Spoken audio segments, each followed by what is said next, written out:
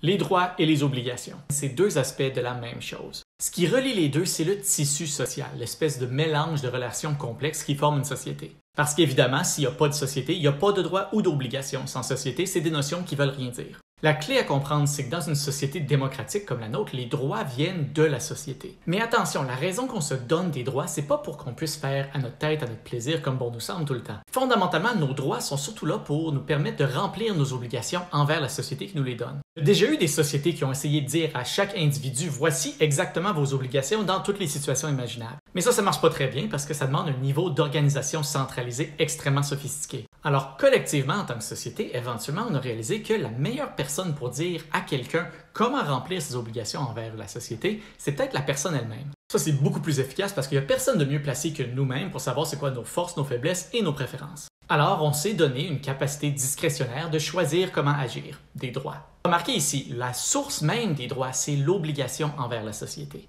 Et pour que ça fonctionne, cette obligation-là, elle est censée venir de nous-mêmes. C'est une obligation morale.